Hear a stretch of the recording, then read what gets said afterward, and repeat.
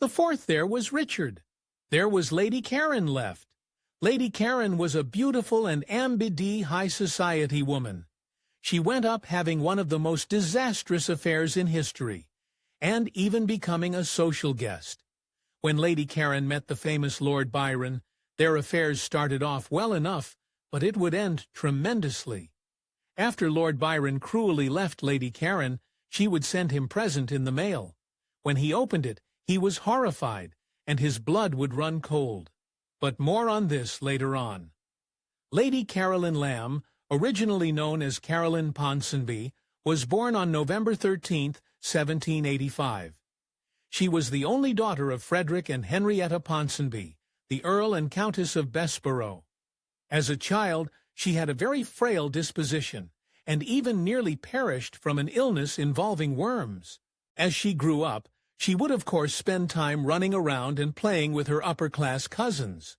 However, being a rather sickly child, she soon picked up the scandalous habit of taking opiates such as laudanum to cope with her ailments. By her problems, as she entered her teenage years, she would blossom into an extremely beautiful young woman. Her aristocratic family, with its enormous and high connections, had no doubt that their daughter Caroline would land herself an excellent marriage. That is why at the young age of 19, she married the Honorable William Lamb, a man from an equally aristocratic family and with great political ambitions. The marriage was a happy one, with both partners liking one another. However, little did she know, but her mother-in-law despised her from the very beginning. Things started off well, but that would soon change. Caroline became pregnant shortly after the wedding, but sadly, the child would be stillborn. This event was very hard on the young couple. Yet, despite their hardships, they still tried for another child. This was difficult on the young Caroline, whose weaker disposition was not the most suited to the rigors of pregnancy and labor, and her body took a long time to recover. They finally gave birth to a son named George in 1807, as well as a premature daughter in 1809, who died very quickly. Unfortunately for Caroline, these pregnancies took a heavy ordeal on her body, leaving her severely weakened.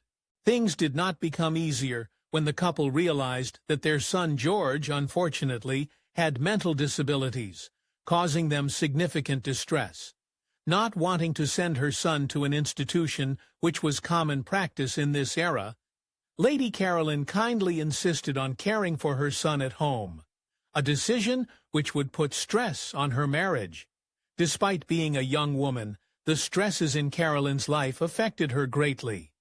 Her ailing health, her son's challenges, and her husband's ambition for political power were a lot to handle for the young Lady Caroline.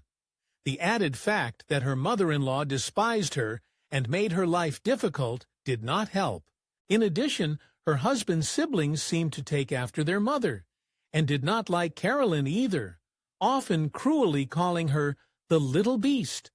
With all these troubles in her life, it was no surprise that she would soon find herself embroiled in an affair.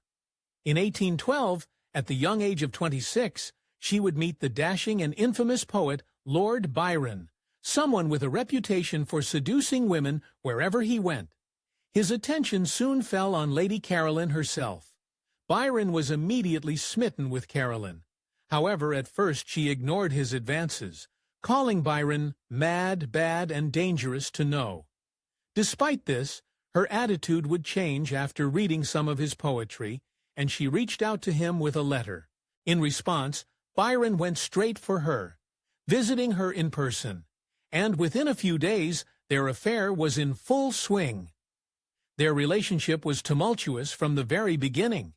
They would play games with each other, criticizing each other publicly, and then sneaking off together in private. They were both infatuated with each other. Byron soon gave her a pet name, calling her Caro. He famously called her the cleverest, most agreeable, absurd, amiable, perplexing, dangerous, fascinating little being that lives now or ought to have lived 2,000 years ago. Their intense obsession with each other nearly propelled them into the realm of bigamy. the act of being married to two partners at the same time. Carolyn's desperation reached such heights that she implored Lord Byron to marry her. Despite the inconvenient fact that she was already married to William, this reckless proposition shows how infatuated she was with him. Had they actually gone ahead, the consequences would have been nothing short of scandalous. All the enough, Lord Byron was very good friends with Carolyn's mother-in-law, the very one who hated her so much. When she found out about Carolyn's affair, she would put all her efforts into ruining it. She made sure that her son, Carolyn's husband William, would be promptly informed. However, despite William and Carolyn's strained relationship and this new revelation about Carolyn's extramarital affair, William was not incredibly bothered and did not divorce her. However, unfortunately for Carolyn, Byron soon tired of her, breaking things off in the August of 1812 after only half a year together. Little did Carolyn know, but one of the reasons Lord Byron dumped her was that he was very in debt and was searching for a rich woman to marry who would solve his financial troubles. After Lord Byron left her, Lady Carolyn was seen as a bit of a social pariah in the eyes of high society, something of damaged goods, and in case you're wondering, Byron's reputation didn't really suffer at all. To help her as best she could, Carolyn's husband William sent her off to Ireland in order that she might recuperate better in peace and quiet.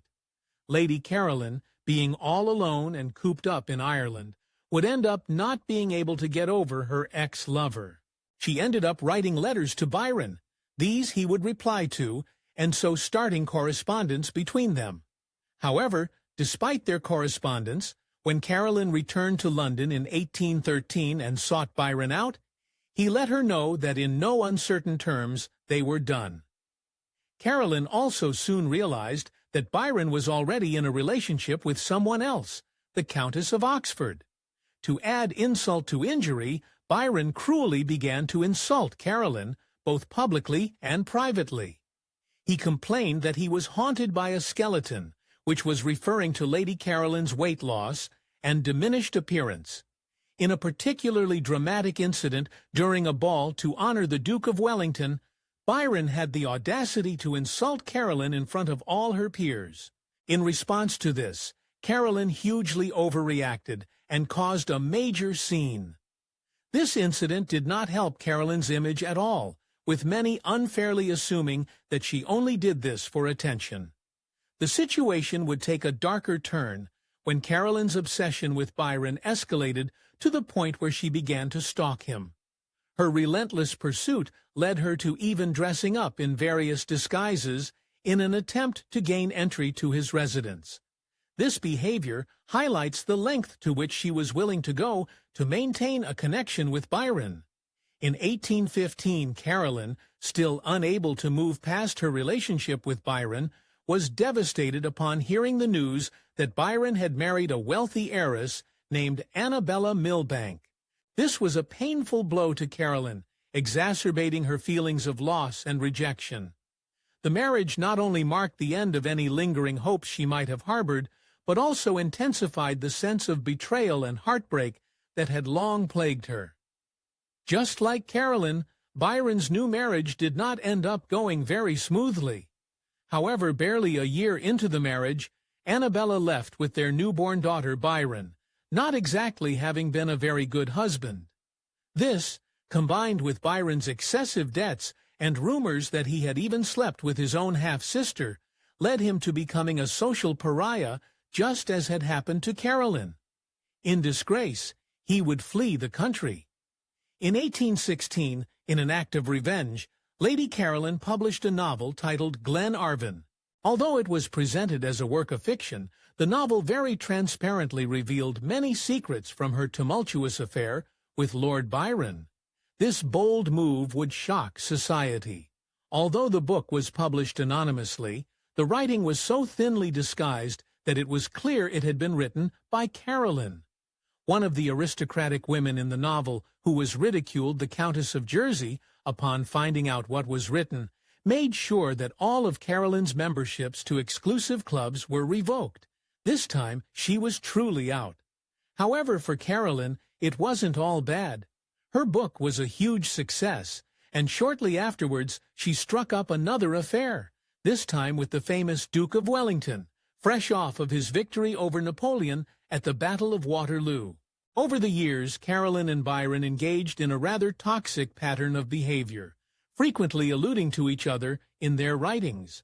These references were far from friendly, often laden with bitterness and resentment.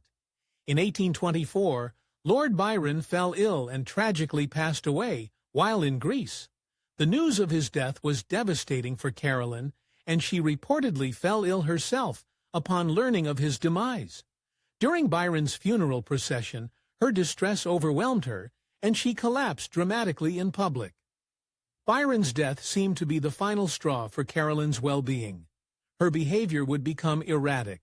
She would have fits of rage and break things, or ride her horse crazily around town. She even stopped caring about her appearance, showing up to engagements entirely messy and unkempt. Throughout all of this drama, Carolyn's husband William still remained by her side, refusing his family's wishes that he divorce his wife and leave her for good. However, it was actually Carolyn who finally suggested a divorce in the end. After leaving William, things only went downhill for Carolyn. She took up residence in a new place called Brockton Hall. It was during this time that she became an alcoholic, as well as addicted to laudanum, the opiate that she had used as a child for her health issues. By 1827, at the age of 41, Carolyn's health was very poor. She was even under the full-time supervision of a doctor, as she was suffering from edema, a buildup of fluid in the tissues. Near the end of her life, it appeared that Lady Carolyn was finally able to let go of her obsessive attachment to Lord Byron. Instead, her thoughts turned to her ex-husband, William Lamb. Reflecting on their relationship, she remarked, "He is the only person who has never failed me." In a final gesture of reconciliation, Lady Carolyn requested that William visit her one last time. Demonstrating his dutiful character and sense of duty, William traveled all the way from his post in Ireland just to be by her side. Their reunion was brief and bittersweet, as Lady Carolyn passed away just a few days after William's arrival. She was only 42. William's presence in Carolyn's final days provided her with a sense of comfort and solace. Her ex-husband went on to have an immensely successful political career, ultimately rising to the position of Prime Minister of the United Kingdom in 1835. This achievement marked a significant milestone in British politics. Sadly, Carolyn would never witness this remarkable accomplishment or what their life together could have been had things turned out differently. Lady Carolyn had lived a tumultuous life. She struggled with so many difficulties and had many flaws with her erratic and scandalous behavior, though she was rather unfairly maligned for her struggles with mental health, something that was not well understood in the 19th century. Despite how her behavior was judged and how we may judge her today, none of it can excuse the creepiest thing she ever did. Shortly after Byron left her, Carolyn got a very strange idea. She decided to give Byron a present to remember her by, but the present she gave him was utterly disturbing. Byron, while living abroad, opened the box and found a note from Carolyn, professing her continued love for him. Below the note was a lock of hair. Shockingly, it was not a hair from her head. Instead, it had been plucked from downstairs, and gruesomely enough, the hairs were still bloody. What she was thinking when she did this, we will never know, but it is a very strange way to declare your love for someone.